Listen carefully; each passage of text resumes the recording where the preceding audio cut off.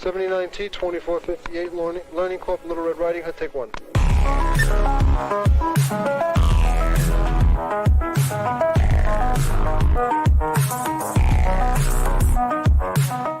I have to admit, like, I'm looking at that, wow, that synthwave sci-fi. Now we're going to have a Southern Belle talking to a Canadian in his fucking den.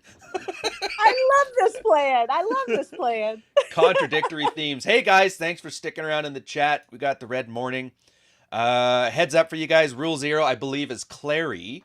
And because he's a boomer, I can't link to hear from there. We're not doing raids. So you'll have to find him on your own. But that's Clary. That's what he does. Anyways, we got... That was all Greek to me. That was all complete rubbish. Whatever you just said, I did not understand it. In fairness, it is actually kind of all rubbish. Okay. This is Good. It's not just me. Yeah, the work from home, do your own thing. I'm like, hey, you know what'd be great? Making Saturday your busiest day of the week. But exactly. Actually, I got a question for you. What should I call you? Because Playboy's Bunny doesn't roll off the tongue so well. Do I just call you Bunny? Do you have like a name used? Do you want to use a pseudonym? Okay, so everyone for years has been calling me Bunny, which is adorable. I always kind of went MPB, but that does seem a little aggressive. So I'm all for Bunny. Bunny. All right, Bunny works. And then instead of like, you know how like the generic, like where you call somebody dude or man, I'll probably call you Chickie. That works for me. I like that. Yeah, so I'm gonna give these guys a quick introduction to who the hell you are, and then you can fill in the blanks because obviously I'm gonna miss a lot of details. So my Playboy's Bunny, the name for this one, if you guys remember, was it 2, maybe 3 weeks ago? We had Fort Worth Playboy, one of the few guys who talks about seduction online that I actually give a shit about because he knows what he's doing. And you guys are officially like the power couple. So in a realm where most girls in this space are like pick-me girls or like angry, bitter trad women, you're kind of like on your own little island. I don't know. Is that a fair way to describe you, you figure? I definitely feel like I'm on my own little island. Yes. The number of times that I've had to prove just that I'm not a man is astronomical, but yeah, I love that. It's like the original red pill power couple. Yeah, I like that. Oh, dude, that's funny though. Cause you know the thing about there's no girls on the internet, right? Yeah. Like Oh no. Well, and they truly don't. Girls don't last in our neck of the woods at all. So why is that? I have a theory, but mine are all misogynist. I want to hear like a true blue theory. Okay, so my theory is probably the same as yours in a lot of ways. It's that number one, it's kind of an angry place to be. So unless you have a really good sense of humor and can roll with stuff, you're just going to get more and more angry, and anger causes wrinkles. Wrinkles aren't good. Like, it's a whole thing. But that's also, so solipsism. I'm okay with that. No, that's funny. Also, girls don't really like exposing the secrets, number one, of the sisterhood, which you totally know. But also, they don't want you... They don't like to admit that a lot of the stuff that works on us and a lot of stuff that's true about us in general, with very few exceptions, are very true. So, Oh, it's not that we're wrong. It's that we're anger causes wrinkles. Yes, anger causes wrinkles. Oh. So your theory is much better than mine. Mine is, I think, girls want a boyfriend and a baby. Well, that's true. But that has nothing to do with why we hang out in our neck of the woods on the Twitter sphere. Like, there have been so many women who have come and gone, and just since I've been here since 2018, which sounds like a long time ago now. It is. You realize that's half a decade now, almost, right? Feel old yet? I do. I feel like it's been a very long half a decade. That's a good way to put it. It is. Dude, that was so long ago that I was like talking about the 21 convention in a positive sense. Like, that's how much things have changed since I don't think you had any gray hair back then. I didn't. Your COVID hair was did that. Short. You looked all clean cut, and now you've got the t-shirts and the yellow glasses. Dude, I have suits. They're in like a vacuum bag right now. I realize I haven't even looked at them. I was going to put one on, and I'm like, I'm afraid. Because like, if you're not wearing, your suits all the time, your body changes. Maybe you get more buff. Maybe you lose some weight. Maybe you gain some weight. And so when you try them on again, it like lets you know how far you've fallen or how you've risen since like the last time you put it on. So I'm terrified. Exactly. Hey, Ryan, am I allowed to like talk about the comments coming through on YouTube? Because I love that one guy please said do. I use Fort Worth and Buddy's online dating and text game guides, and I'm picking up which plate to spend each evening with. I love that. Oh yeah. So yeah, about your guides. If you guys, that's fucking awesome. Yeah, there's links in the description. You guys both have a podcast, which is pretty neat. I kind of like it because like, how many other people have like the boyfriend, girlfriend, husband, wife podcasting? There's like you, and then Donovan Sharp. And no offense to Donnie, like Donnie's good people, whatever. Oh, I didn't know he ever had his girl on. That's how long it's been since I've even seen where he was. I haven't seen him since he's been off of Twitter. Like Dev is nice. I met her back in 2018. She's a sweetheart. She really is. But and in my opinion, their podcast is just hot dog shit. But yours is good. Like I don't listen to Manosphere stuff, but I've actually listened to yours, and I'm like, oh, that's nice. Aw, well, we literally were like having these conversations 24/7. We will wake up in the middle of the night and have one of these goofy conversations. And we finally one day went, why are we not recording this? This is good shit. Even if it's just for our own benefit to remember like conversation points and things to tweet about and things like that. Yeah. And it just kind of became, but Fort Worth hates podcasts, like hates them with passion. He will not listen to them. And so maybe it's an attention span thing. I don't know. But so he was like, well, if we're going to put these up, they have to be short, to the point, and it's worked out great. So you're going the anti-Rollo route. No 4-hour live streams about Mia Khalifa and hypergamy. Exactly. No. Dude, I love you guys. It's not fucking Kitten funny. Holiday. She is come and gone. I'm looking at the comments. Is this Kitten Holiday? Fuck no. I remember her. Oh yeah, I forgot about her. Psychotic. She was. No. Apparently she's back. I was talking with, I don't want to say who, but one of the guys that we kind of both like know of in this space, and he's like, yeah, because he's got a thing for like the middle-aged housewives. Oh. And so she has a new account, and she's trying to be a writer again, and it's apparently it's a cycle she does every 6 months. She tries to get clout on her own, and it doesn't work, so she comes back to the sphere and starts some shit to get a little clout, and then leaves because, I don't know, it makes wrinkles and people get angry. Exactly. Oh yeah, but dude. Wrinkles. Do you know she used to go back into the DMs, like all of us, every time we were doing the old podcast, and she's like, yeah. She would tell Rollo, like, dude, you guys are all great, but you got to kick Ryan off your podcast because it's brutal. And she'd go to mine. She'd be like, you guys are doing great, but you got to kick off Donnie because that's like holding you back. And and it was like, how often does this work on guys? Actually, yeah. So you are. Doesn't surprise me at all. a recovering basic bitch. No, I'm just kidding. What? But you know what I mean? Like you have like the looks, and so obviously I know for a fact there's broken hearts in your past. Aww. Does this kind of like little weird childhood like status game stuff, does that kind of stuff work? Or does it work when you're younger and then when guys hit 25 they stop falling for it? Or is it like always a thing where girls can so easily manipulate us?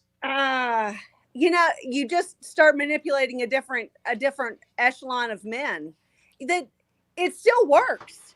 It still works for the vast majority of men. Now, I will say that just like we say on the podcast all the time, if you're listening to this, it probably would not work on you because you're not the vast majority of men. You're a top tier man who knows his shit, knows how women operate, and knows our tricks. So it's not going to work on you. So of course it's shocking to you, Ryan, and all of these great guys that it would even work. But fuck yes, it works all the time. I mean, we're in the gym industry. Yeah. And it's almost a running joke between Fort Worth and I that literally any man in this gym could be mine with a word. Because it's so easy. It's too easy. It's too easy. It's dangerous sometimes knowing what we know. Right. So once that guy makes that motion for you to take out your headset, that's when you know you got him? I don't even bother with headphones in the gym because really, it's just an exercise in frustration. Oh, but fair in enough. all fairness, I mean, I'm a chatty girl. So, and because we work in that business, I'm like Julie, oh yeah, but I'm like the cruise director in the facility. Like, you know it when I'm in there. I know that's shocking to think about, but I talk to everyone and everyone talks to me. But yeah, I get that impression that you draw the attention of a room when you walk in. well, yeah, I do. More Oh, people walk in the door and go, "Oh, I knew she was here because I could hear her laughing, or I knew that I could hear you talking all the way in there." well, honestly, like it's one of those things people don't realize. Like, you know, the meme where like chicks were like, you should smile more, and then they get all pissed off because I don't know why. Man told me to be happy. Fuck that guy. Yeah, But like I can hear you I'm okay smiling with that. just by the way you're talking. Yeah, and I can tell all the time. Well, and literally, this is how my parents are. I was an only child, so I still am an only child. But really. you know, I know they haven't had any children since me, but but I was raised with adults, and because of the industry that my father was in, we were always at galas and events and things like that. Literally, I've never been to a location or an event or a situation where it didn't behoove me to kind of have a mindset of being the director of the attention. So, you know, it's just the way I was built. Fair enough. Well, here's my question for you then. So like I always call being social a job that I'm good at, but I hate. Like after a big round of doing this, I have to go like sit in a dark room and stare at a wall. Do you feed off of this stuff, or does it drain you at the end of the day? You know, I at the end of the day, if it's a heavy training day, to where I've literally been talking just like you and I are right now, Yeah. from 5 a.m. until 7 p.m., I get tired of the sound of my own voice. I definitely do. Oh, And fair enough. I'll get home and Fort Worth will be like, he's been on Twitter all day. so he's like chatty, and I'm just kind of like, I need 5 minutes here. I need 5 minutes. Yeah, and then you thought, you know what I'm gonna do? I'm gonna go onto a space full of like angry celibate men to unwind after a day. Actually, none of the men that follow me are celibate. They are all having the hottest sex of their lives and loving every minute of it. Yeah, and everybody on the podcast, the high value man, dude, you fluff as good as a stripper. I'm not gonna lie to you. That's some awesome branding. But that's the one question I like to ask of everybody, because this is the first time we've like talked like on a thing with other people listening. Crazy. Yeah, that's my own fault. I'm always too proud to do collabs. A long time. Yeah, but so here's the question: why the fuck are you here? And I don't mean this pejoratively. I mean like, why are you here? As in, like you said yourself, it's an unattractive space. It's angry. Like the red. Let's face it, Red Pill has some really bad like optics right now. So for somebody to be here, there's got to be a compelling reason. Right. Okay, so it started kind of as a joke because, which is probably how the best things do start, right? So we were having all of these hot sexcapades, Fort Worth and I were, and he was on Twitter with his like named account, you know, his real life boring one. But he was already following a lot of you guys. And so we were just kind of shooting the shit one night, and he was like, I wish there was a place that we could like have this alter ego kind of identity where we could really be who we are without it negatively impacting our lives or our businesses. And literally within 5 minutes, because I'm one of those who it's like, once you say something, I run with it and I just do it. Like I like it. I don't think about it first. I just do. And it hadn't fucked me up yet. So I don't really regret stuff after I've done it. So anyway, I mean, literally, but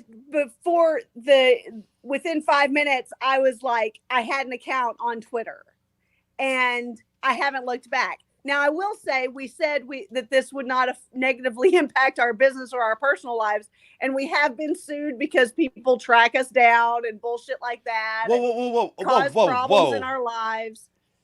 I gotta inquire. What? Seriously, no. Some Twitter assholes trying to sue you guys for to get his alpha male status back?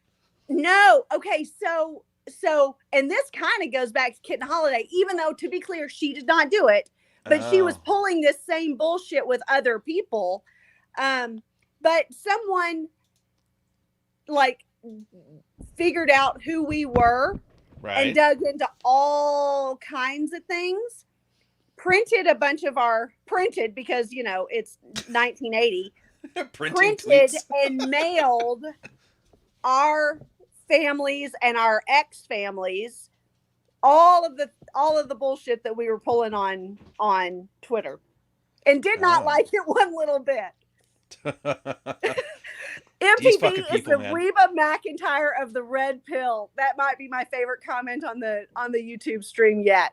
I like that. Awesome. And it's funny because Marty is always a very sarcastic man, but I was like, that's actually sincere. I like that. That's really good. Thank you, Marty. Yeah, dude, you're not the first person I've heard being sued about this stuff, which is interesting. So we've been taken to court about this already. So this has been very costly, and yet we haven't really stopped. That is when, because I used to show my face a lot and do a lot of videos and things like that. And that is when I stopped doing that, because I was like, anything that can limit the exposure a little bit, at least until the kids are older or something like that, because we both still have kids in our respective homes and things like that. So it's, it makes sense. It's not worth the risk.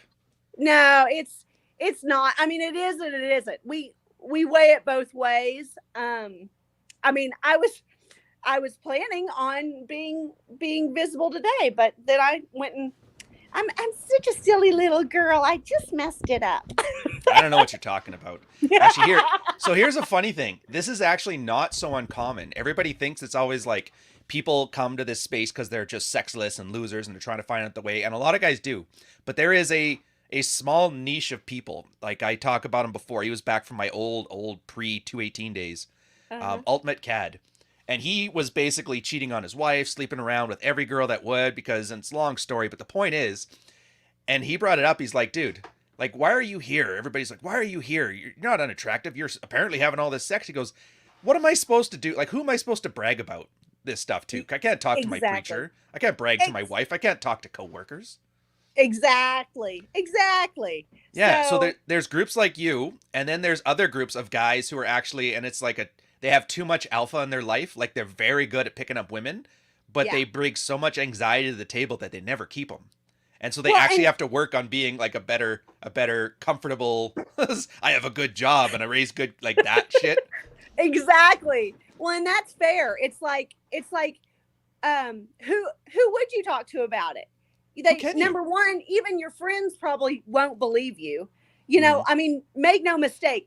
People in our world, people see us and go, I bet they have really hot sex. And we're like, we do. We do. But they don't really understand the extent that, that we focus on it and talk about it and things like that. So we have a lot of fun. And if I'm not on Twitter, secret society, right? Having sex or recovering from it. Fair point. Yeah, it's the secret society thing. It was was it RSD Tyler Durden, or which was RSD Owen, I think it was, or was it Tyler? I can never remember. Talked about how Fort Worth can list all of these names, and I am oblivious. I mean, I hear them, but I don't know their work. I don't study other people necessarily. But it's probably a better thing then. I think so. It's like in the military when a girl starts rabbling about rank and talking about chiefs, you're like, red flag, man. Red flag. Yeah. No, I don't. I mean, I don't name drop any of that stuff because I don't read it. I think that's what's fun is, number one, my brain doesn't get skewed by what other people are saying. Number two, it's, more based on my own experience of just being a girl. So like it's legitimate when I'm backing something up that you guys are saying, or how did I used to put it, that I was an interpreter for the red pill, like why it works on us. It's genuinely just from the experience of being a girl, and not because Tyler said it or Chateau said it or Royce or you know, all these people. So everybody's already kind of muted this guy, but I thought it's important to bring this up because the reason that I'm kind of going down this rabbit hole, and Mincemeat, like, change this to humble brag, it's because everybody assumes you have to be like this alpha male, 6'4" kickboxer, 6-figure salary and stuff like that. And it drives me nuts because, like, average people, like, you're exceptional, but I'm average.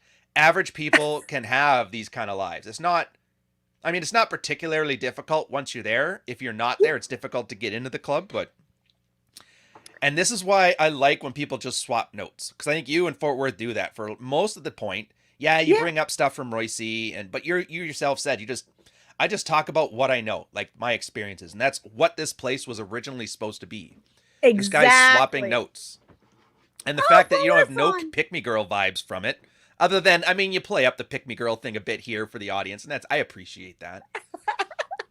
Uh-oh. He's on. Hi, baby. What are you talking to my woman for, motherfucker? Should I AMOG now? Is that the plan? So last night I was, I was tweeting about, coming on here this morning, and I was like, should I say I'm waking up with Ryan, and all this stuff? I was like, I know that the first comment, if I said something, something sexual, would be, does Fort Worth know? I'm like, fuck it. Never mind. And to be fair, I've already got enough drama for clout for the week with that fatwa they got on me. So I think we're fine just playing this one straight. Well, okay, if we must. But, so question then, when you guys got together, I always like the Batman origin story stuff on this. Did he run like a full, like, normal game, like a mystery method thing or a day game thing? Or what, at that point, was he pretty natural about it? Listen, I had the best first date ever that was fully orchestrated and 1,000% on his dating system that he had developed over. I think he had been running this for about 2 or 3 years, maybe. Really? He's got his own. He's holding out on us. So he's like, by the time this first date method got to me, it was fully formed and it worked like a charm. Oh. Yeah. So are you allowed to let us know the system? I actually am curious. I was always a mystery guy, so. So, well, I know that he studied a lot of mystery. And so things like having a unique, item to talk about, or just kind of having a standout. Maybe that's why he wears plaid shirts. I don't know. Yeah, he's peacocking with plaid. Such a Canadian thing to say, by the way. You can do that once you hit 50. Nice. But, I don't know. I think he pulled from, I know he pulled from a lot of different sources, and then just kind of, again, Fort Worth likes to almost make it sound sometimes like he was not a natural and all of this was based on his studies, but truly, his father was charismatic. He came from a charismatic family. He worked, his first real job was like for 6 years at the largest water park in Texas, which means that he was around nothing but bikini clad girls back when bikini clad girls were actually like really hot to look at. Not back now. When that was a compliment. Yeah, back when that was a good thing to see. He's tall, dark, and handsome. Like, he's got all of the stuff going. Plus he did, was a bouncer in a comedy club. Plus he, started lifting weights at 14. So he had all of the pieces going for him also. And then he added learning to it. It was like, it's just like out of this world. He's so fun to be around. But we have like well, really I should hope time. so. You're still there for fuck's Oh sakes. my gosh, people are with drags all the time. But he's truly a natural that then added learning to the mix and made him just dangerous. So well, that's the important part. That's the thing. I think a lot of people don't understand that. It's just because like when I always talk about pickup, I call it training wheels for the soul, right? Yeah, I mean, because everybody just says go talk to girls, and naturals know. But if you don't know, all those other gifts don't matter, and so it just gives you a structure. And then as long as you follow the structure, it works a couple times, and then you can kind of like figure it out for yourself. Take off the training wheels.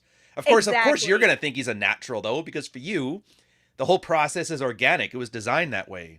Right. No, but truly, just based on knowing his history and knowing how easily it comes to him also. And again, it's like I always say with self-confidence, you may have to fake it till you make it in the beginning, but then it becomes part of you and but I mean, he was running. So wait, if you practice, you get better at something and internalize it? Tell me more of this.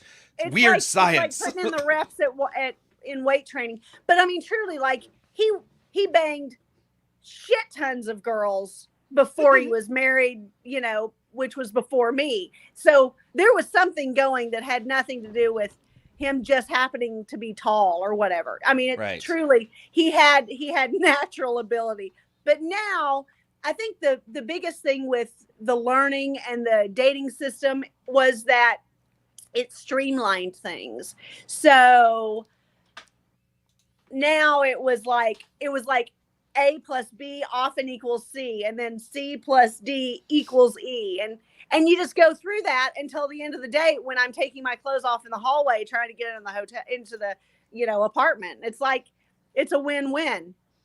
But truly, every step of his dating system is exactly the date that worked on me. See, that's funny because my first date one with my girl was similar to that, except for I made a line at one point after I ran the cube, by the way, which she told me was like butterflies in her stomach. But I made some like make-tell line of like, dude, I've never had a girl so much as make a sandwich. And she was a good cook. She's like, oh yeah? Made me chili rellenos. And then we spilled some on her clothes. And then I went and did laundry. So I call it the laundry routine. And that's how I got her naked for the first time. Oh, look at you. I like that. That's hot. Yeah, it worked out. But then I like deployed and I was gone for like 2 years. So she was 19 at the time. We got back together at 23. But I'm like Fort Worth. Like I'm with him. It's not a natural process because nobody teaches us. Yeah. Like, I don't know what his dad was like. My dad was kind of similar where like he had the silver tongue, able to talk to girls and stuff. But they just kind of, they didn't know how to teach it because he didn't know how to do it. It was just the 60s and the 70s. And so it was really easy to pick those chicks up. He worked on the oil rigs. He had a Corvette. Like, that's the kind of guy he was. Wore like white leisure suits. Yeah. I can totally picture this. I love this. That's great. But to him, that's just what the boomers did. And so he didn't know how to teach that stuff. And then, parents get divorced. And then your mom's like, oh, I hate that asshole. And you start thinking anything that he did, I'm not going to do because this woman is great. And you basically brainwash your stuff into not having game. Yeah. And that's why those systems help too. I think that happens with too many men of our age demographic, let's say. And by that, I probably mean like 40 to 60. But I mean, I know it's a wide range, but because it's like that, those are the age groups that were raised by the kind of guy that you're describing. Yeah. It's really sad. And that's why I like these stories. Because like he said, everybody here is going to look like to talk about this stuff openly, especially successful people. They all come across as naturals, and some are, but the ones that aren't are so rare. And that's why I like you guys. But so my transition, I don't have a transition, so I just mumble.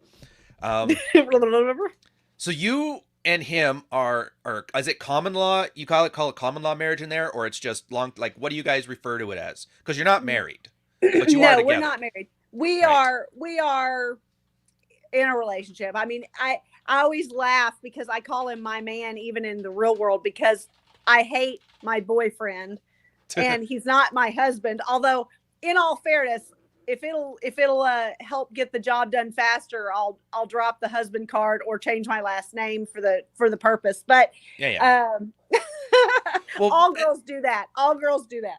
Well, and that's the thing, because like I know like Allie, the real femme sapien on there, and there's always like this big hullabaloo about getting married.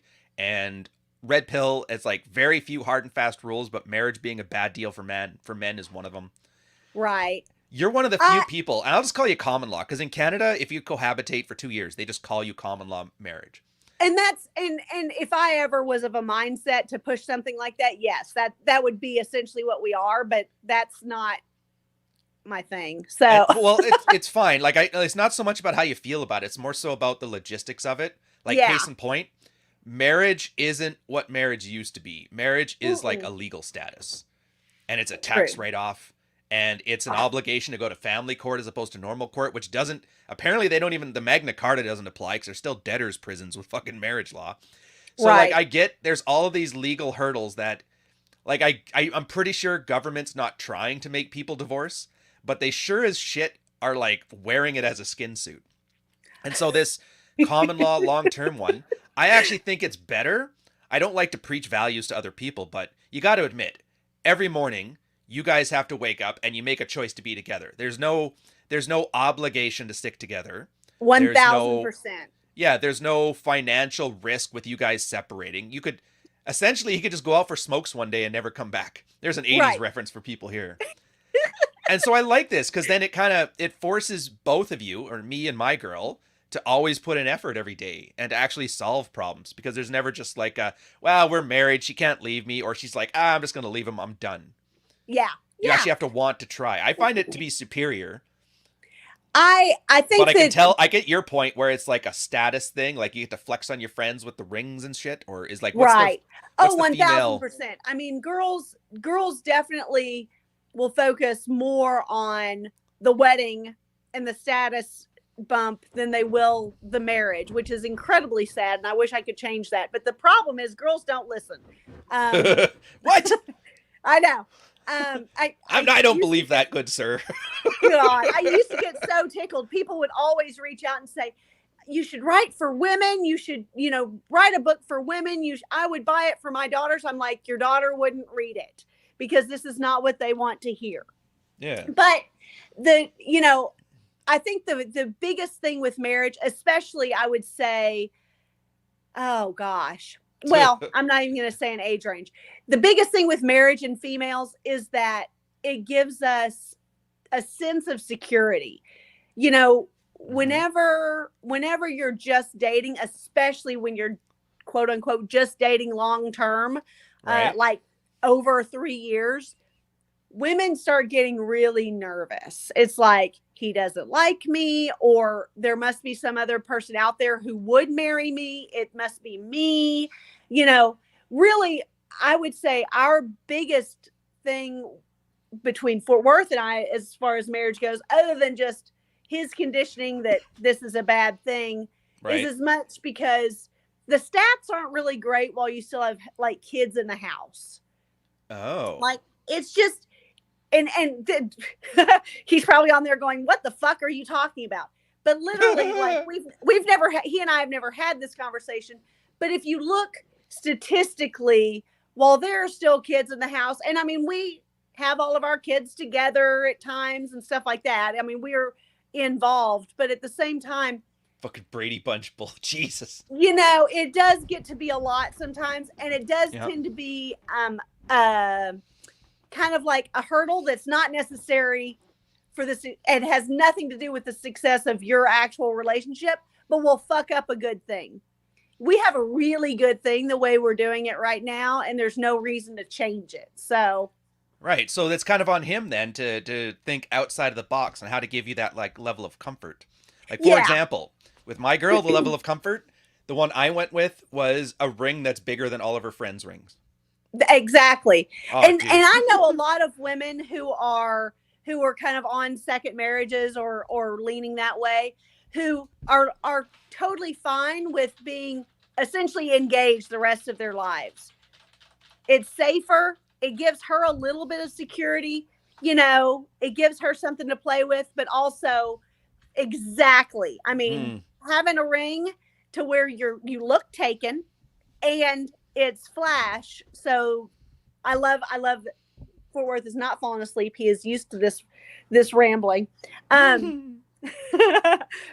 I think that that's a really safe way to go, Ryan, is to get your girl a ring that makes all the other girls jealous. That's a huge Well, I learned that win. from Valentine's Day, because I remember, like, Valentine's Day, you buy the flowers, chocolates. Okay, whatever. So I've tried that before, where I had flowers in the house, so when she comes home, she sees it, and she's like, oh, that's nice, great, thanks. And then I tried one where I had it delivered to her work in front of all of her friends, and she's like, that was fucking awesome. Huge. And that's when I realized, you girls don't like stuff. You just like beating the shit out of your frenemies.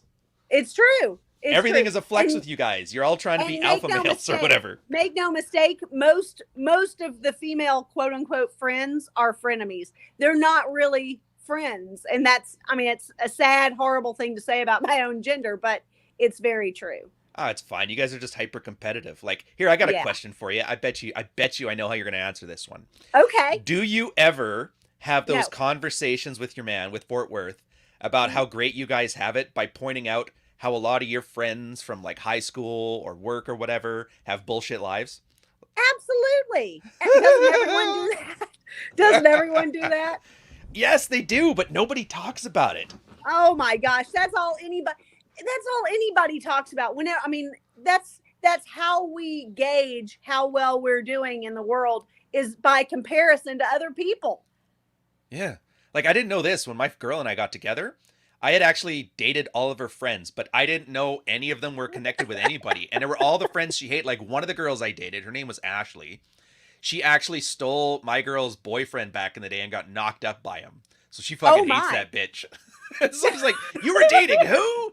But it's great now because, like, they're basically in a trailer park and now she's separated and blah, blah, blah. It's my own, like, her dad was a chief. So, like, of course, sailor baby, you can't really handle that stuff. But all of those stories are great because every time we have any rough spots, you know, maybe she's mad I don't put the toilet seat down or whatever.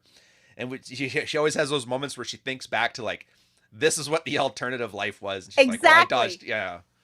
Well, and I mean, we just did a podcast about that exact thing. Is that the new one? I haven't listened to the new one yet. Is that girls will always like know what could have been.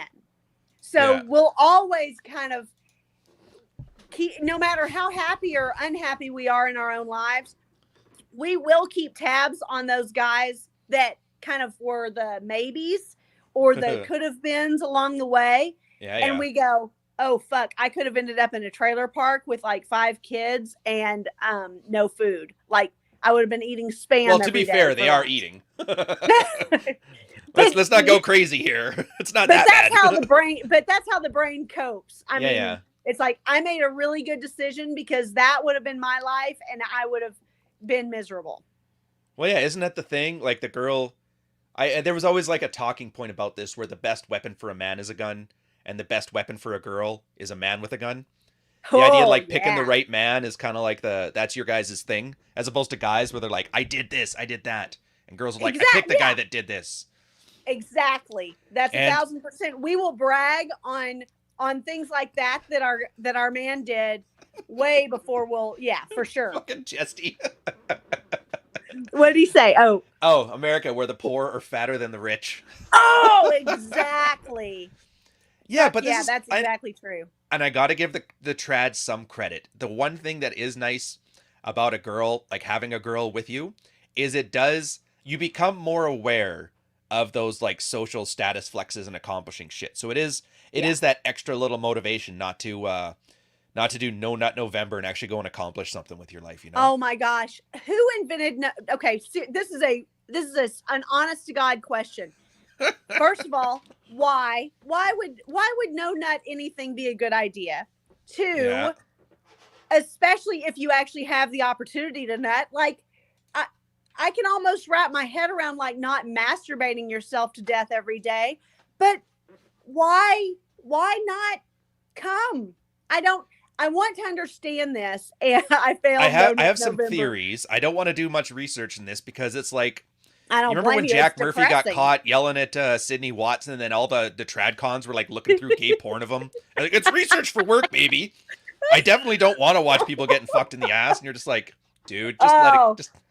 Listen, every time I think about that, all I can think about is the line about tight college boy assholes, and I'm done. Yeah, funny enough, me too. Tapping out. Oh, so that's the thing. So I have a feeling. So you remember it used to be the mustaches in November for prostate cancer? Everybody would grow mustaches. You loved that, I bet. Well, I mean, it was okay. Oh, yeah, you've seen my handlebar. I know, I thought it was like, whatever. It was kind of neat. But to me, it was always about battle stashes. Whenever you're going to foreign ports, always grow one there. But so it was that. And the internet has a habit where if something catches on, somebody's going to add some autism to it and dial it up to 12 and make it more extravagant. Sure. And I think it moved into No Nut November from that. Because, you know, prostate cancer. And then a bunch of guys started coming up with like scientific research showing that, you know, once you stop jerking off for 3 weeks, you start levitating above the rest, your testosterone levels go up. You know, boxers, they, day before the match, they don't touch themselves, they don't sleep with women, and then they fight harder. And everybody kind of just started... Women weaken legs. Yeah, building this giant iceberg of, like, lore. Like Lord of the Rings or fucking Dune. Talking about jerking off. And then people started noticing it was a grift to it. And now that people financially make money off of it, it's never going away. And the problem... Gosh. And I think there's a traditional conservative, like, Christian element to it because, dude, they love fucking shitting on guys for worrying about their dicks. It's like the greatest shame event ever to get a guy going into church. And so I think it's just all these separate elements that are making a little bit of a grift from it all got together and made, like, incel Voltron. God. Well, let me just say from our neck of the woods, so Fort Worth is, and he never talked about this, but Fort Worth has actually had prostate cancer. And let me tell you, if you've had prostate cancer, every fucking time you come like a freight train, you laugh about it and celebrate life. So I think that's a terrible reason. I think it's almost comical that that's maybe the start of No Nut November is having anything to do with prostate. Oh, with hate? Yeah. Oh, I know. Or with health. Yeah, because Dr. Lay, we had Dr. David Lay on, who's a therapist, deals with sex, really switched on guy. I didn't know this, but if you aren't nutting 21 times a month on average, you're actually increasing your cost of prostate cancer. So it's like, this is in that same vein. Remember the theme where guys are like, yeah, cigarettes up your testosterone? Yeah. Which drives, dude, not many things drive me fucking nuts. Like, I lost my dad from lung cancer from smoking. Exactly. I lost my grandfather from it, lost my uncle from it. So when I hear that one, I'm like, why don't you guys just start the car in the garage and take a nap? Like, save us all the pain of taking somebody with you. Please. And in the same way we were talking before about guys who didn't learn game, you know, like, fuck my dad, I'm going to help my mom out and be a good beta male or whatever. Yeah. Those same clueless guys are like, smoking, eh? I'll give it a shot. And obviously they have addictive personalities. They're jerking off 40 times a week or however often it is for compulsion. I don't know. Oh my gosh. I'm always surprised by the places and the locations and the times of day and things that a man will masturbate. And make no mistake, I'm all for it. And you know, I don't have a problem doing it myself. But at the same time, there's nothing about a restroom at work that turns me on enough to like rub my clit out real quick. So I don't, unless I am videoing it for Fort Worth, then I'm not quite sure why that's a hot topic. But there's not a Zoom meeting that you've had that's just that long that you're like, Jesus, I need to tap out for a few minutes, guys. I'll be right back. I mean, who was that? Like, wasn't that a Texas senator that got caught doing that, or who was it? It was some American. Yes, of course it was. Everything's more extreme in Texas. But I mean, I used to work in marketing. I know that's shocking, but I worked in marketing in a very male-dominated industry. Right. And weren't all marketing agencies male-dominated industries? Well, it's true, which is why I was the token marketing girl. But at the same time, like, everybody else in my office was a guy.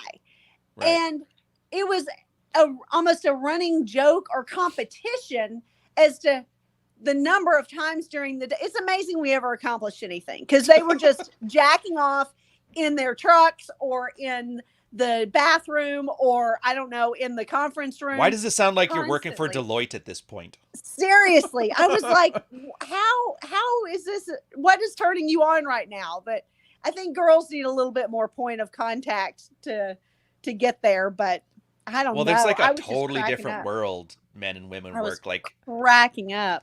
Yeah, my Deloitte example is a good one because when I first started working corporate after I left the military, the company I was working in always hired like ex-Deloitte employees, and so I would start hearing stories. My director, an Asian lady, good looking, she would talk about like the business meetings that Deloitte would have. Like at one point, she's like, "Yeah, my director was fucking my coworker. My coworker and me had to stay in the same hotel." And everybody was like, "Yeah, just turn around and go to sleep. Like pretend you're not looking." And then just railing her in front of it. And I laugh because I'm like, I haven't heard these stories since I was in basic training, like in the barracks in like Nellie's block, where like the reservists would come. Oh, dude, the reservist would come over for training every summer, and right then you're like, Jesus Christ, shit's gonna pop off. And that's when like the parties were starting.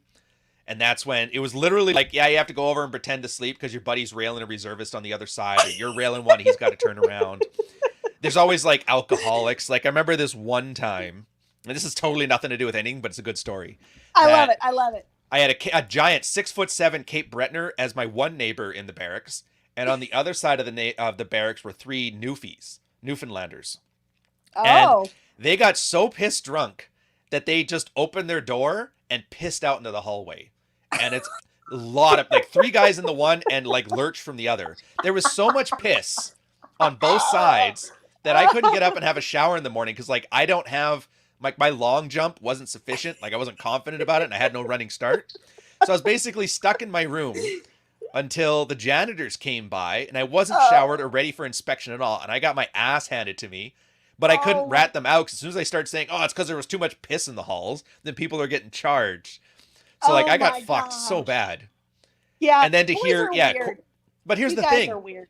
Yeah, outside of like women's experience in the corporate world and like a select few amount of guys, like nobody knows about this frat boy stuff. Guys are always assuming it's just like milk toast and whatever. Yeah. But yeah, that stuff you're talking about where dudes are jerking off in the trucks and guys are trying to get after you. Most guys don't see this. And that's why when you talk about it, nobody believes it. Exactly. Because it does not reflect their experience. And that's why I like people who fuck on the red pill space. Because like people need to know what life is actually like. Oh, life is just better when you're fucking. Yeah.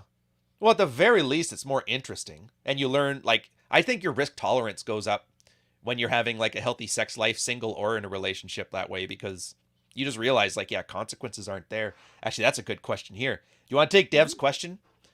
Oh, it's $5, so you have to talk about the cuck article. Oh, that's an inside joke for you, by the way. So Jack Murphy, when he got in trouble for yelling at Sydney Watson, it's because there was a $5 super chat where somebody told her to ask Jack Murphy about his cuck article. Oh. And that's what caused him to lose his shit on her and get all fucking nuked. I didn't realize that had been like a question from outside. I did not catch that. It was because Sydney just reads whatever's on the screen. It's like Anchorman, right? And in that same week, Andrew Tate went on Rich Cooper's show. Talk at that time when he was, remember when he's like, "I sent all my guys to Culty Bra's place to threaten and intimidate him." Yes. And I was like, that's bullshit, guys. You know he's not doing that. First off, you know, he was in Colorado. It's like it's open carry state. That's how people get shot. Secondly, nobody admits to doing a felony. That's not smart.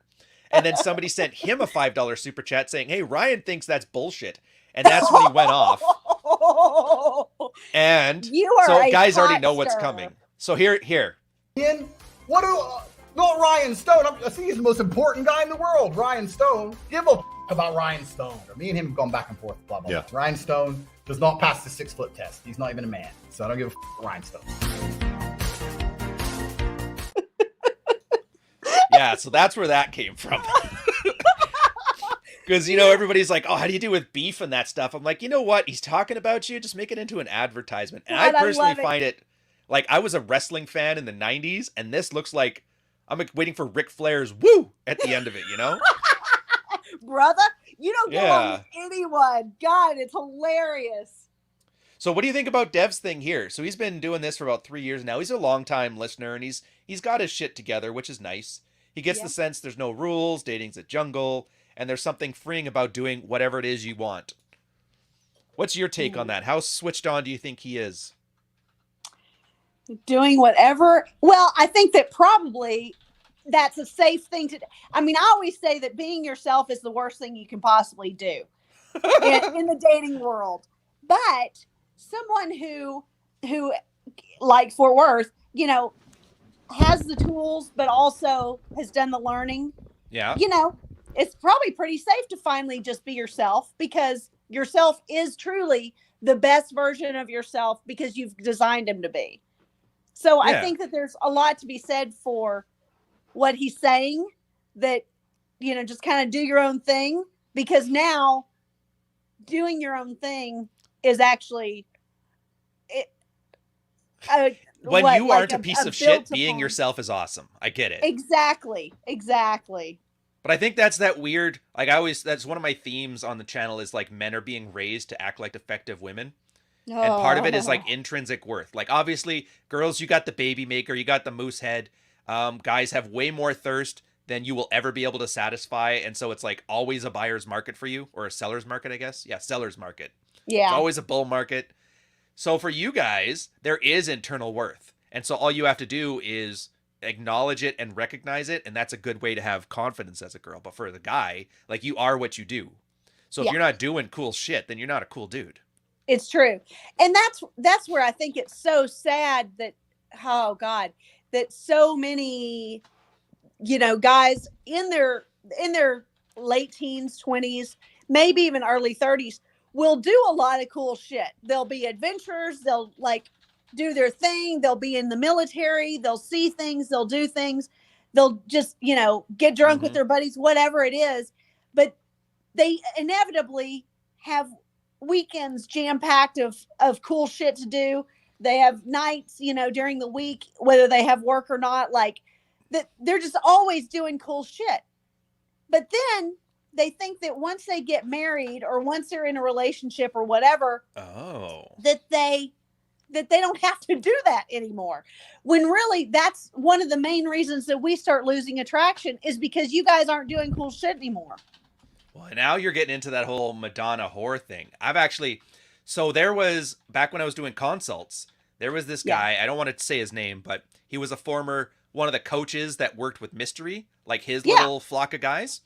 Exactly like that. Picking up strippers, all the stuff, had that. As soon as he got married, he's like, now you have to grow up. And then he started acting like the way that the same mommy issue stuff. We're like, I'm not going to act like my shitty piece of shit dad. And his wife started to resent him. And then like most of our calls were me explaining to him that that stuff that made you, just because she's got a ring doesn't mean she's not a girl, and she doesn't fall for the same attraction triggers. And exactly. And it goes back to what you said earlier about a girl's flex is that she's with a man who does cool shit, who accomplishes cool things, you know? So if we went and did stuff, and I mean, this is why I always say you have to keep dating, which is the most basic information or recommendations you can have, but you have to keep dating. And it falls under this category of, you have to keep doing cool shit, either with or without your girl, you know, depending on what the cool shit is, you know. Oh, that sounds like so much work, though. The juice isn't worth the squeeze. I'm just going to go not jerk off in November. Thank you very much. God. Better to jerking off about not jerking off, huh? That's the world we live in. Keep railing her, keep fucking her into a puddle. You know, I don't know why any of this ever stops just because you're in a relationship. That's just the most ridiculous thing I've ever experienced. And I know it happens more times than not. It's Madonna whore, man. Every guy thinks girls are like Morlocks and Eloi, is a reference there. Or like the Virgin Madonna or the whore of Babylon. And so it's like dating a girl, it's fine to treat her like a whore, but the married girl, oh no.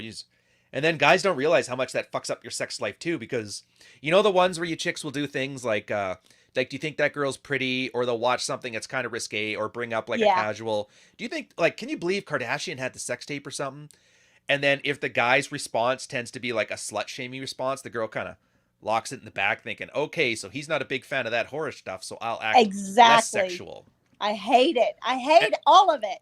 Yeah, but then nobody's aware of what's going on. Then the girl is acting prudish, and the guy is mad about his sex life, and they don't connect the two dots that I basically told her that I want a prude.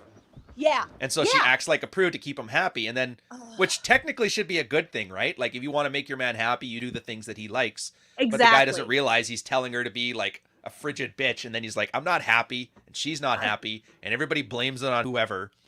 Yeah. And the flip side of that is true too. Like he does cool shit, and then they get together and she starts saying, oh, well, you're not going to go do that this weekend. You Oh. stay home with me. And he does it like a fucktard. And the next thing you know, they're like sitting at home in their sweatpants, staring at YouTube or, Netflix or whatever the fuck that people watch. No offense to you guys in chat. Your sweatpants look awesome. They are sexy. They're the sexiest sweatpants I've ever seen. Alpha male sweatpants. Seriously, 2.0. But truly, it's, everyone, it's like in relationship, people talk each other into fucking the whole thing up. Yeah. It's horrible. There. So I wanted to go back on Dev. So Dev was talking about, it's more so about he was talking about the life path, which I agree with. That's what the point I was bringing up earlier about how you guys are essentially common law, and me and my girl were essentially common law. And it's nice because I don't think people understand how free, like this is the first time in human history, I think, where you don't have your life kind of like laid out before you. Yeah. And then everybody's fucking it up by just like, I need a dad to tell me what to do. And they find Jordan Peterson, but then he gets drugged up and they're like, I don't like Jordan Peterson anymore. Then they get Tate, and then Tate, oh, he's beating women. I don't like Tate anymore. Actually, I think the big one for him was when he made the Center for Women Beating or whatever as like a charity to get out of the trouble, and then joined Islam. And now everybody's like, no, I don't like him anymore. There's been a lot happening in that neck of the woods lately. I don't know. It's been that's been an interesting thing to watch from the sidelines. Dude, I'm so jaded. I've just turned into an asshole online. I'm like, fuck you guys and your dumb shit wrestling promo grifts. I'm essentially, that gif with Michael Jackson eating popcorn in the movie theater, like excitedly. Yeah. That's essentially just me every time I log into Twitter. Dude, you're welcome, by the way. Yeah, thank you. I'm like, who's Ryan fighting with today? Dude, I'm not even fighting. So like the last one, I was just getting up in the morning. I couldn't sleep, so I got up like at 5. Normally I'm up at 6:30. So it's like 5 o'clock. It's not even dawn yet. I was going to go make coffee, and I'm like, I start the water, then I open my phone. I'm like, oh, that's weird. I got like 18 private messages, and I check. It's like Abu losing his shit. And so I'm like, dude, just use this as like a marketing promo. Like, lean into it. Make me the out group. You be the in group. And I'm giving him like marketing advice. He's like, the fuck are you talking about, dude? Oh, but I'm wondering how much of these beefs are contrived and how many of them are like legit people who are having these emotional breakdowns. I think over half of them are contrived, or at least beefed up for. It's like watching wrestling. I mean, like truly, it is. It's just it's a performance. It's a show. I get it. Yeah. I mean, it's just, but no, I look at most of them and I'm just like, this is not real. Yeah. And hey, Juan, the reason she's showing so much shade, not to you guys, she's fluffing you guys. She's throwing shade to the other guys, the beta males. And I am too, to be fair. So she's just following good advice. Yeah, dude. And I love it because like kayfabe, I have like a great video. One of my favorites is like a wrestling where it's like pro wrestling is dating and it's all kayfabe. The whole like, we're not sleeping together tonight, right? And as a guy, you hear that, and like, okay, she's thinking about sex and she wants plausible deniability and she needs me to play the game. So you just kind of laugh and don't say, you're definitely not a slut and let's go back and have a coffee. And then bam, you're in there, right? Yeah. So when they have all this like kayfabe shit with the branding thing, I'm like, you guys are getting like full on examples of how to get it as a guy. And they don't take this seriously. It's just Ric Flair. You play the game. And then everybody wins. Same thing with the girls, right? Oh, we're just friends. Wins. We didn't sleep together. Or what's the other? What are your favorite lines? Happened. It just happened. Didn't mean anything. I wasn't gonna sleep with him, and then blah blah. We blah blah blah. I mean, it's just like it's always something that. But it always ends in her like losing her panties at your apartment. So yeah. So here's my question for you. I need a 100% honest girl answer. Turn off your hypergamy and solipsism for a minute. Okay. When you girls are playing this game, like the it just happened shit and all that, how self-aware are those statements? Is it just like an instinctual thing, or is it like a conscious choice to be like to put on the I'm not a slut thing? You're the only chance I got for an honest answer. No. I think that it is the knee-jerk reaction that we've been taught since essentially preschool. I mean, because you have to keep in mind, I mean, you guys, you know, men discover girls in like junior high. Right. Girls discover boys in like preschool. Seriously. Preschool boys discover girls in preschool. I just want to make sure the Chris Hansen moment doesn't happen here. we chase you. Yes. Yeah, exactly. We chase you guys around. We talk to your mothers. We talk to you. We talk to your friends about you. We talk to our girlfriends about you. Yeah. You know, so from a very early age, if you are the slightest bit boy crazy, let's say, you've got grandmothers, mothers, you know, big sisters or whatever, if you have them, telling you to tamp that shit down. So it's basically instinct then at this point. It's been so drilled into you. So it is so driven into your skull from such a young age, from literally before you have memory of it, that it is instinctual.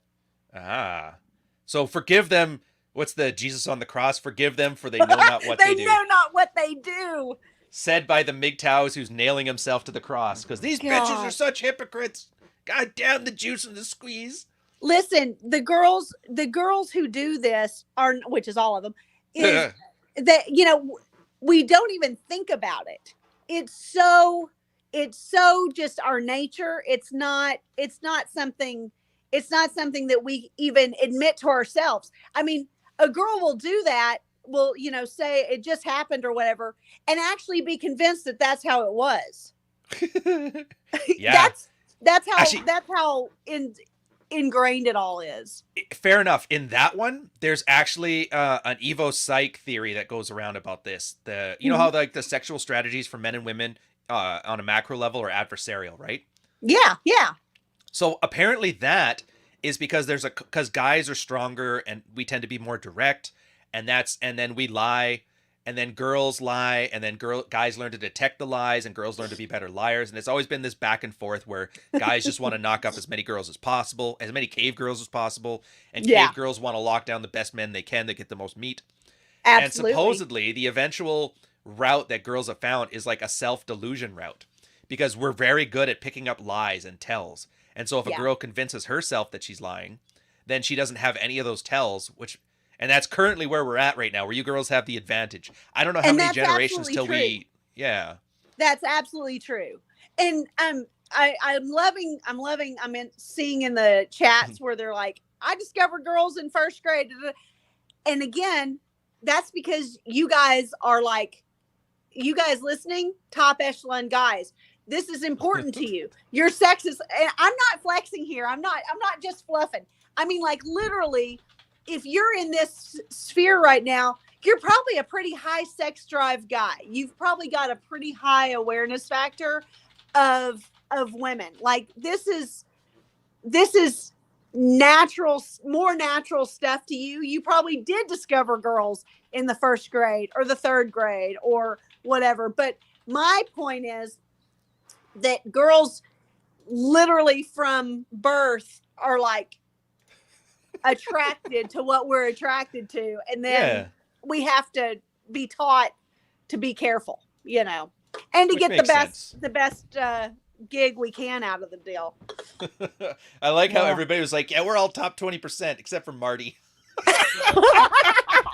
Poor Marty, my goodness. He started with that compliment. He's high on my list of favorite people right now. Yeah, he's the epitome of bless your heart. That's really it. No wonder he knows who Reba McEntire is. Yeah, and Marty, the reason I bring up the cavemen is because I like talking about science, but I hate people who think they're smart. So I dumb the science down to cave people. And that way we can talk about science without being fucking morons, you know? Last thing we want is a midwit in here saying, well, technically the study by blah, blah, blah, in a Reddit thread. I'm like, no. Cave Chad wants to bang chicks. Yeah, and Cave Stacy just wants to lock down Cave Chad. Now it's easy. I love that. But I like that. It's interesting. Because I think for guys, when they're in that anger phase, and it's obviously a frustration because things aren't going their way and the way that they're conceptualizing the world doesn't work. But once you realize it's like I said with the Jesus line, like they don't know what they do. You are the way you are. Right. And you either need to learn to appreciate that on its merits or let it go at least, right? Yeah. Well, and I mean, even when girls are talking to other girls, so everyone theoretically should know how we operate, but girls don't really admit to the way that we operate, which is another reason why girls don't listen to me in this sphere, which is I get, because they don't want to hear all the ways that women really operate. They just want to believe what they believe about it. Well, how much catfighting do you get doing this stuff? Oh, I don't.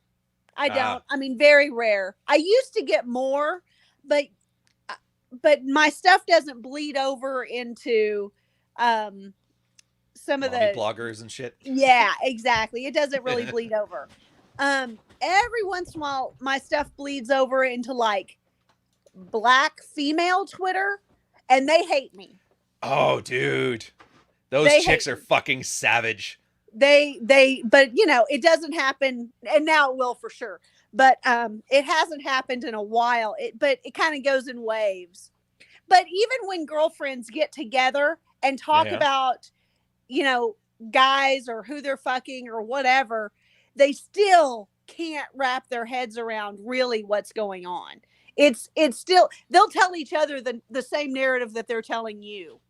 They don't open up and aren't really honest with each other either. Which is good. That's why actions. I love Joe Navarro. It was one of the few things I'll say that's still good about Anthony Johnson is that he always brings like one mainstream guest. And one time when I first showed up there, he brought Joe Navarro, which I don't know if you know who he is. He's the former FBI informant. He has his book, What Every Body is Thinking. It's about how to do like interrogations and read body language. Ooh. Fascinating work. Fascinating guy to talk to. And the big takeaway from it, from guys in a game perspective, was like focus on somebody's actions, because actions are always honest, body language is always honest, and the words are always a filthy fucking lie. Exactly. And I try to say that in so many words also. It's just you only trust people's actions when they align with, you only trust someone's words when they actually align with their actions. Period. That's all there is to it.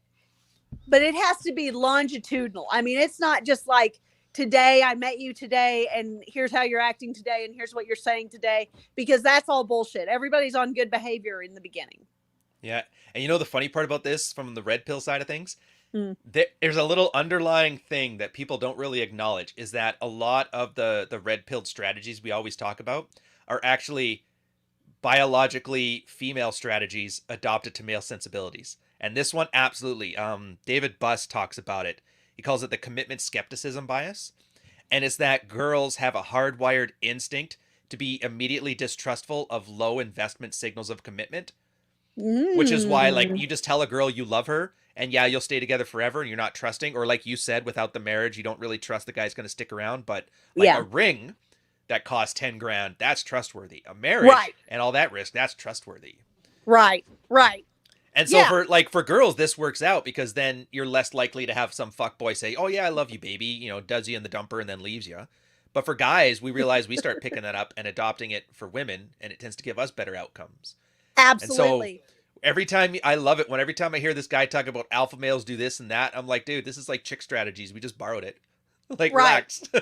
you just twist it to fit your need, and that's it works, what any right? of us do. I mean, that's how you learn new jobs. That's how you learn new skills. That's how you pick up new hobbies. It's no different. It's just putting in reps in a different way. Yeah. Oh, here we go. We want red meat. What do you want me to do? You want me to call her a bitch? Like, you're a bitch, you son of a bitch, Whamen. I got nothing. Whamen? I'm all beefed out. Oh my gosh. I'm loving, I don't know how you read these comments on YouTube while you're doing this and don't just constantly talk to the chat room. This is like a military skill I picked up, actually. I love that. I was a communicator, and part of it is we have to listen out on the radio for like ship traffic, and we deal with harbor traffic and stuff. And so, but it's like long 12-hour watches. So you're sitting there, you're talking to people, and you always have one ear on the radio. So I can technically like do the gecko thing where you got the two eyes going out which way. So I can have this conversation with you and read these ones. But engaging with them, like, I like these guys, but I always make sure that, like, because you're the important person. You've taken Aw. 2 hours out of your day to spend with me talking about dicks online. And that's not, like, I don't want to, I'm joking, but it really is an ask. People's time is valuable. And so I really do respect that. And, like, thank you, by the way. You. Thank you. Especially, like, the red pill shit's really unattractive. So especially if you get a girl on here who's willing to talk to me and have fun. Like, either you have no shame or you're really like, you know what? I think he's all right and worth it. And either way, there's like a heartfelt thank you always attached. I definitely know that you're worth it. I've known you too long for this to not be worthwhile time spent. And I enjoy it. Like, I've always enjoyed talking with you and you know, kind of going back and forth with you. You and I don't have any beefs, and you know. Well, how can we have beefs? You're sincere. That's all you have to do to not have beef is just like be not even authentic. Authentic is like what actors say. Like, just sincere. You believe what you say, you're saying what you mean what you say. It's I definitely if I disagree with it, I can't like, fuck you, that's wrong. I'm like, well, she did it. So, okay, I don't like it, but it's fine. Exactly. That's fair. I respect that. Yeah. Well, here's Sam Whiskey's $10 super chat. Tate reminds me of a Byzantine aristocrat who converted to Islam for self-preservation. I don't think he converted to Islam because he's trying to avoid any of that Russian money laundering stuff or like the women beating thing. Or I think it's sincere. Like, he's drinking haram whiskey. Yeah. And Mish brought up that tweet about how he's have those nut hugger board shorts. It's like definitely haram to show your nuts off on stream. So I disagree, sir. And then Wando, hold her accountable, coach. What would Donnie do? Actually, yeah, he would yell at you. What would he yell at me about? Well, okay, best I got, and this is gonna be a controversial take. I don't know if yours are real or fake, but I'm not a big fan of fake tits. Oh, okay. Well, they're real now. I mean, they've been a part of my body for a long time. But so I always have to laugh because I remember I have to fucking laugh because I remember, okay, years ago, we were talking about fake You seem tits flustered. Are you okay? No, I just crack up at this every time. About several years ago, we were talking about fake tits on Twitter, and one guy chimed in and he's like, I hate fake tits. They taste like rubber balls.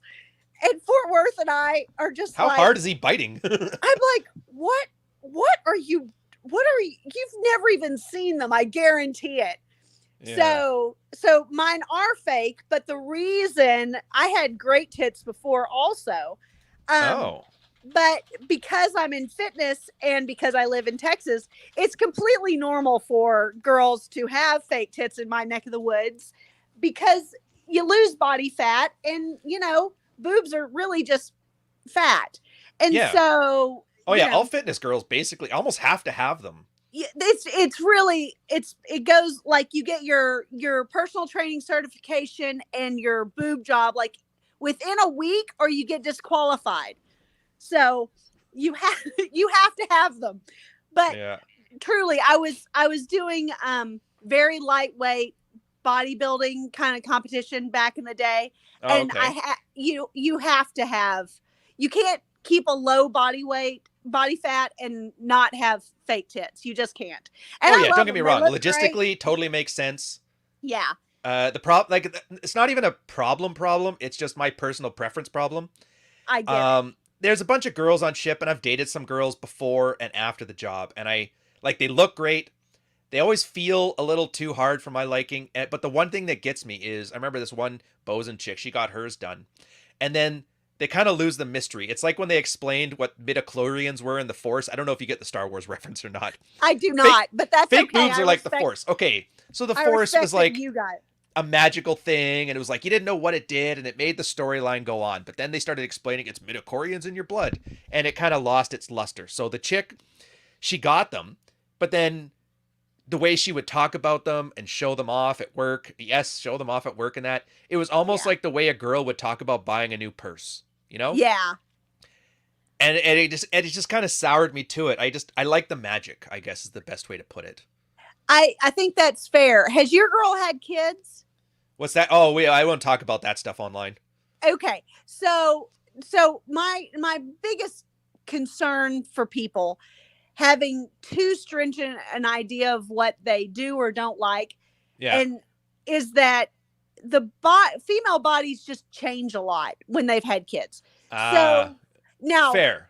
Now, I am genetically gifted in that I don't have stretch marks. I have amazing skin. I have great elasticity. Like, so none of this stuff applies to me, but I have seen some really awful post-children bodies that make me hurt for them. I mean, they fair than that one. I agree. It's not a bad option. Yeah. So I'm not talking like that girls need to have porn star level tits like up to their necks, but I think it helps a woman a lot with her self-confidence and things of that nature, to get a little bit of nips and tucks every once in a while, to make themselves feel not like destroyed, hammered pieces of just skin hanging off of bones. Yeah. That's a fair point, though. You are right. Like, I agree. All things being equal, all things aren't equal. You're right. No, a lot of the girls have, especially when you get those chicks that are like they yell at their kids, like, "You ruined my body. You better get your studies finished." Like, you know what? They throw it in his face. I'm like, dude, the dude didn't ask to be born. Yeah, you can't blame him for stretch marks. That girl doesn't just. She deserves every stretch mark she has. Yeah. Or when they yell at their husbands over it. Way. A woman who behaves that way, but yeah, she gets the baby rabies and yells that you did this to my body, Steven. Exactly. I mean, it's like, you're the one pressuring. I wasn't the one who fucking forgot birth control that day, bitch. Exactly. But so mine are fake. I got them in 2006. I would love to know the stats behind how many women get boob jobs and then within the year are pregnant, because literally I bought a Jeep, I got a boob job within 3 weeks of each other, and within 3 months I was pregnant with my third child. So I thought that was pretty funny. Jesus, you're just front loading all of the fucking status markers. It's just like it couldn't have been more like A plus B equals oops. To be fair, military guys do that too in a different way, though. Like, they'll go on a deployment and then they get off for a month and then they come back and they have a wife and 2 kids already. And you're like, what the fuck happened? Yeah. For some reason, a lot of guys are like, now that I've deployed, it's time to start a family. And then single moms fucking zoom in on that shit. They're the ones that know your rank. That's the scariest girls. Oh, sure. Yeah. And those guys, I feel so bad. Some of them do okay, but a lot of them don't, man. Yeah.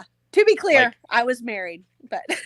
Oh, yeah, no, I'm assuming you're good. I'm not calling you a shack rat by any means. Oh, that's right. Fort Worth. Wasn't he used to be Army or something? Wasn't he saying he did an Army stint? Yeah, he was in the Army, which he's really cute about it. He's so funny because he almost has guilt on like military holidays and things, because he's like, no, seriously, I served, but I was like protecting the volleyball courts and the bars, and I was banging a lot of chicks. I mean, like, he had the best time and he got paid for it. And he almost feels guilty because he was in Desert Shield, Desert Storm. Yeah. But he's like, I was military police and I fucked a lot of hot girls and I played a lot of volleyball. Jesus. Is there anything more assholey he could have in his military career? I mean, it's just so perfectly suited. Military police. Was he? At least tell me he's not one of those military police that, like, you walk up to him and say hi. He's like, I used to be infantry. Don't fuck with me. Like, no, he's not that guy, right? He literally never mentions it. He doesn't have it there. I mean, I don't know how it is up in your neck of the woods, but down here, guys have all these stupid stickers like on the back of their windows, like indicating that 80 years ago that they did something. And like, we got a lot of that. Is always really big on the. I'm like, oh gosh, okay. I almost tells you everything you need to know. Yeah, the top 4 people. You know the joke, like, how do you know when somebody's a firefighter? And then, like, don't worry, they'll tell you. I think for Canadian military, it's firefighters, the special forces guys, and then infantry. Which is weird because the SAR techs and like the clearance divers, that's kind of a flex. The firefighter, sure, it's a flex. The infantry guys, it's just kind of like, I can eat more shit than you can. And that's their flex, right? Yeah, right. Exactly. You're And like, they always love it. And the Navy guys always flex back with like, oh, that's because that's the easiest MOS to qualify for. They don't like hearing that shit. it almost just kind of makes me scared that they're maybe a little unhinged. So I'm like, oh, okay. I'm glad that you have that sticker on your truck so I can see who to avoid. Yeah, it's almost. I wish, because for us it's like a little ribbon that's got like a half of infinity sign, and it's in CAD-PAT, and it says support our troops, but it's never a civilian. As soon as you see that on a minivan, you realize it's like her husband's deployed somewhere. I guarantee it. Yeah. Oh yeah. Oh yeah. And there was like a bar, and there's a bar right outside the base in CFB Esquimalt, Canadian Forces Base Esquimalt, where I was stationed. Uh-huh. It was called the Carlton Club. Now, this is how nice this place is. In the men's bathroom, there isn't urinals, there's a trough. So it's like Roadhouse. And you would go in there, and it's always with a name like that, and then it's like, oh yeah. Was there sawdust on the floor? No, just sticky boot. The floor was sticky. But I remember it's like you go in there normally, and it's all like native people and like the 7 black people who lived on Vancouver Island, and that was the regulars. Oh my. And this was like such great fun. You would wait till a ship deploys, and then that weekend you just go to the bar, and all of a sudden it's like white soccer mom central, and the parking lot. You can always tell because the parking lot is full of those fucking support our troops ribbons. Meanwhile, they're like, yeah, husband's gone. I'm a little bored. Exactly. And I think we talked to Fort Worth about this. You guys didn't have that over here. What a girl will do is put like a box of Tide in their windowsill to let you know like the husband's gone. Are you serious? Yeah, it's like the equivalent of like, remember the pineapple thing for like the swingers and that? It's like that, but for military. And every base had its own. Petawawa was Sunlight, and the East Coast I think was like the blue one or whatever. But yeah, Tide was here, which always made me laugh. That is fascinating. I've never heard of this before. My mind is blown. Yeah. I'm sure you've never. Did you know that military people fuck a lot of people that they shouldn't be? Like, no, I've never heard of that. Never. No, but I've never heard about the like indicators, like how you kind of signal that your guy's out of town, let's say.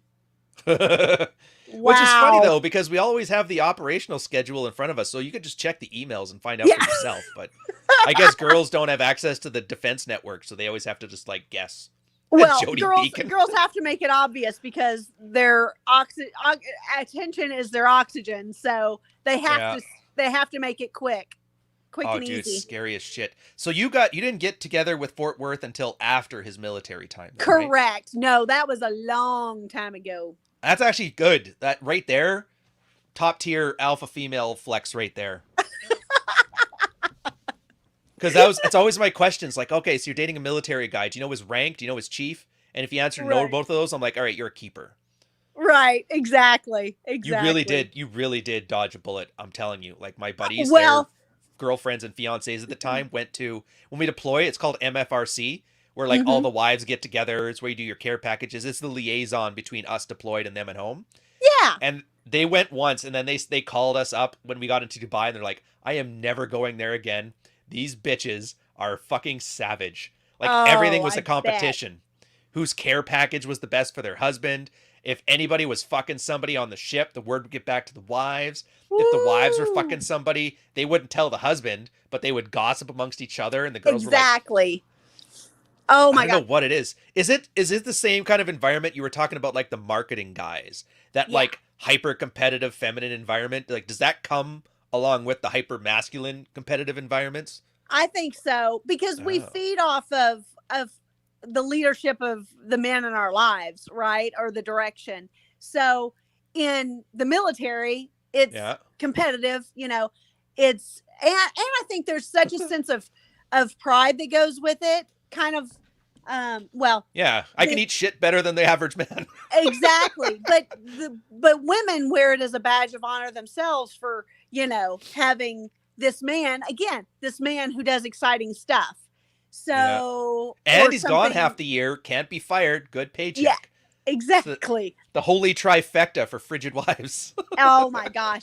No, I was actually years ago, a long time ago, I was actually engaged to a Marine.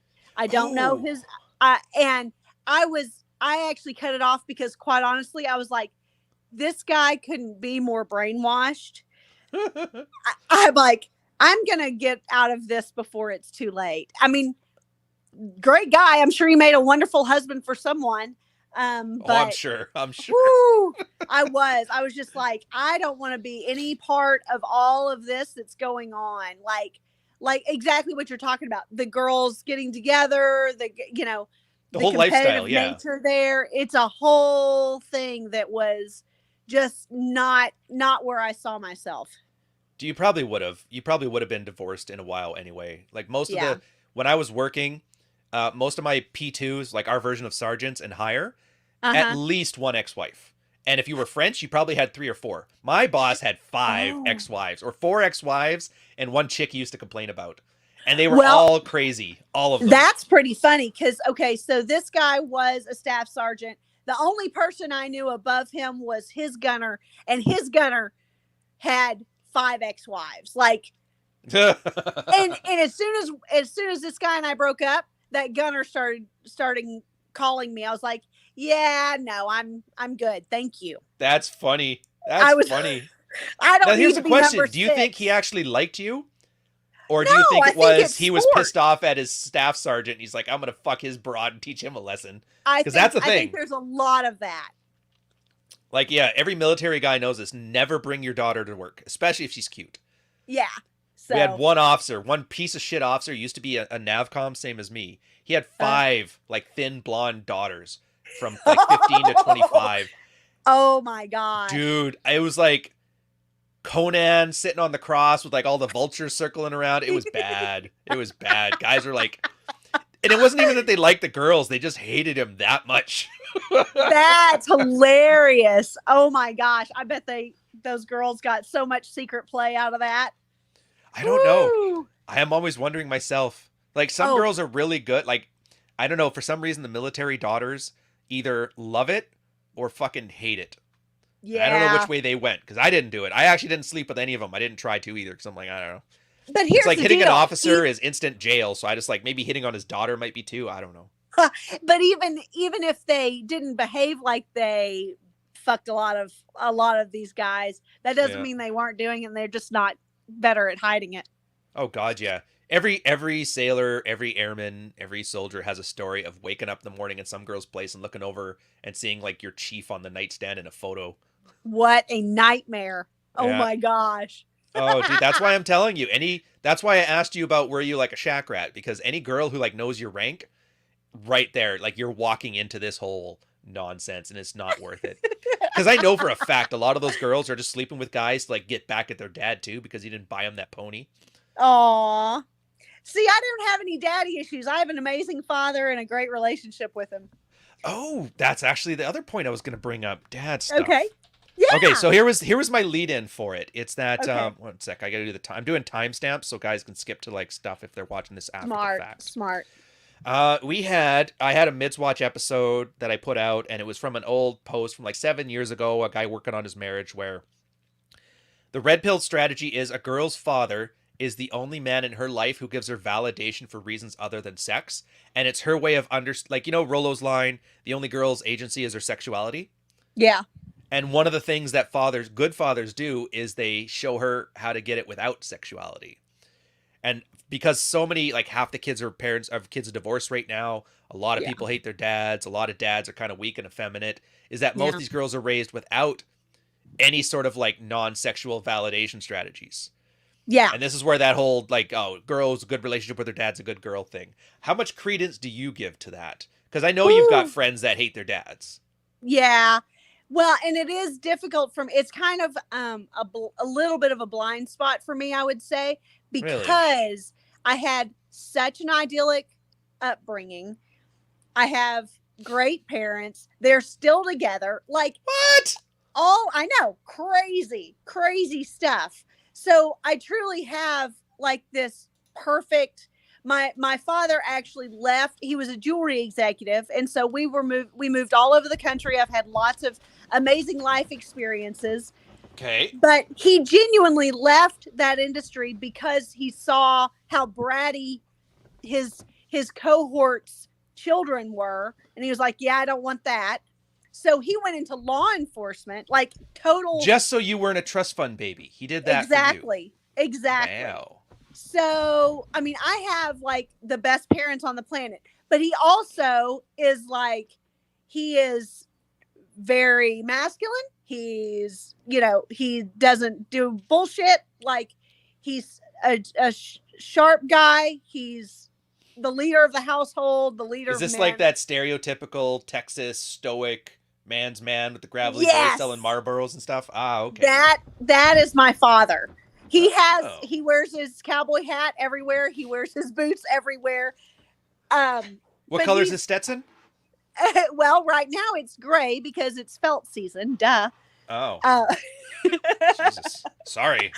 Yeah. But I mean, truly, it's like, so it's a little bit of a blind spot for me, the daddy issues thing.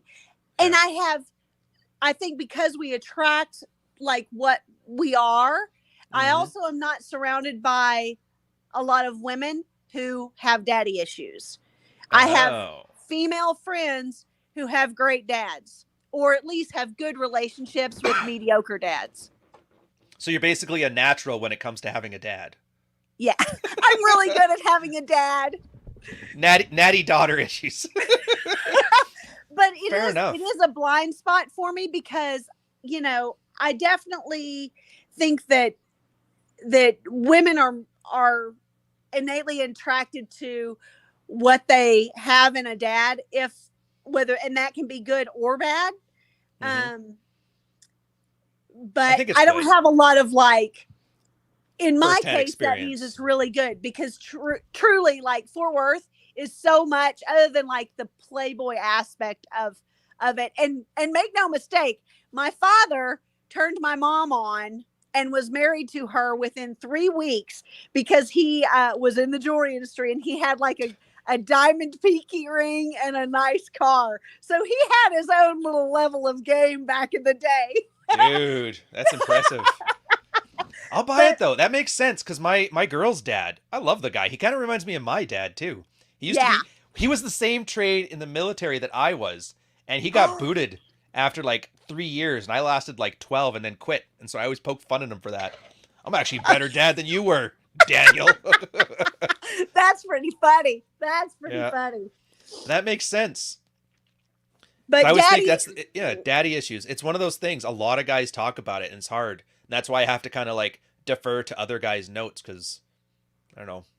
I guess girls like you and girls like my girl are just well adjusted. There you go. We like to think so, at least. I do think that is an absolute red flag if a girl doesn't have a great relationship with her dad, or at least think well of him. Girls who don't think well of their fathers are shit shows. They're just run, don't walk away. Well, that's the issue now, right? Like, it's easy to say you got a vet for a girl who's got that, but over half the girls have that. Like, half the girls are chicks of divorce, and of the ones remaining, a good portion of them have their like weak feminine dads that they don't like anyway. And so it's almost one of those things like, how do you adapt to this as opposed to how do you vet for it? It's like telling a guy your retirement strategy needs to be just pick good lottery numbers. You know what I mean? Yeah. And it's great to be like on the lookout for it. And if you see it, grab onto it for sure. But I always wonder, like, what do you tell a guy? Yeah, she hates her dad and that. How do you basically become dad 2.0 along with the good lover? And I don't know if there's a good answer. Nobody in Red Pill really talks about it. They just keep saying to play the lottery, you know? Instead they just go Captain Save-A-Ho mode and say, well, and there's the alternative, which is just hard to watch. But, God. It is. I do wonder, that's a good question. I mean, how do you... Well, this is where I tell guys often when they're in this position, like, you're basically the tip of the spear right now. They think Red Pill's got everything sorted out. It's just whatever problems guys have and they share them.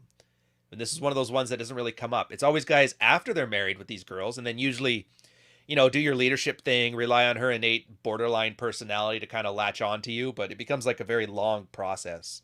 Yeah. And most of them don't work. Like, the anxious avoidant or the attachment types? Yeah. Yeah, so a lot of guys are finding their wives, because of this, are anxious avoidant and what's the other bad one? I can't remember. But anyways, and so they're trying to come up with strategies and how do you deal with this. And this is essentially like training your wife or like trying to negotiate desire. And it never seems like on its face, it doesn't seem to work, but whatever. They're going down that rabbit hole. It's good. One guy, and Chesty knows who I'm talking about here. He actually tried to condition his wife not to be repulsed by his touch. Oh my! Like literally took the DiCarlo escalation ladder from the old pickup stuff. And Yeah. tried to use that so his wife would be more in tune with sex. They were Catholic though, right? So they got that whole other. Oh, that's a whole other level of fear of sex. Yeah, dude. I am still amazed how Catholics have managed to make babies at all. And I understand their whole like sex should only be for procreation thing. Because what is it? You take a girl for 20 years or whatever and tell her that sex is wrong and evil and you'll go to hell and don't be a whore. And then she gets married. They're like, okay, forget all that. Have some good sex. Have fun. Make babies. And then they're wondering why she's got all these hangups. Yeah. Yes. I talk about this all the time, not necessarily having just to do with Catholicism, but to do with just the way that we raise. It's like you can't. This is why I think that marrying a virgin is highly overrated because you get her the wedding night, she's just supposed to suddenly feel comfortable being naked in front of you, or know what to do, or know what pleases you. None of this is true. None of this is like a fair winning situation for either one of the parties. No, I agree. You're basically set up for disaster. Yeah. You make all the wrong decisions, but it's like some weird hyper fixation on that because apparently, like, I get it. In farmer days in the 1600s, there was no paternity test, so you want to make sure you're the first one in there. Sure. But, I mean, how many of us have royal titles we need to give to our heathens? Yeah, you don't want to run through either, but are you ever going to really know? No. Is any girl... Dude, you could be run through. I would never know. Because you're good at what you do. And so you're going to act like a girl who's, like, decent and good and wholesome, and you probably are. But if you weren't, you'd be saying the same shit. So I just have to assume... I am that clearly a girl's a slut, but not obsessed about it. A decent, wholesome girl who openly talks about enthusiastically fucking her man. Well, yeah, it's because you're a good wife. But I mean, the other girls, the slutty ones, right? Yeah, the other ones. The other ones. That's always my go-to. Did you know that? My girl, she used to get mad at me when I was first doing this. She's like, I don't know, do you have to be so weird about women? And I always remember the Ashley girl I was talking about. I'm always like, I'm not talking about chicks like you. I'm talking about chicks like her. And then that would end all the arguments. Like, oh, you're talking about that bitch. All right. Okay, so you brought up a good point a second ago, and I want to kind of circle back if you don't mind. Please. So you were talking about the bipolar or the, disorder. Borderline, Yeah, borderline. Okay. I want to know your honest opinion. Do you actually think that most girls are borderline? Because it's mentioned in the Twitter sphere so much, it's almost to a laughable degree. Okay, I know exactly what you're asking. And the answer is yes, but not in the way they think. Exactly. Okay. Yeah. I agree so far. Yeah. Narcissism is essentially the male condition. Like, men are naturally narcissistic. Women are naturally borderline.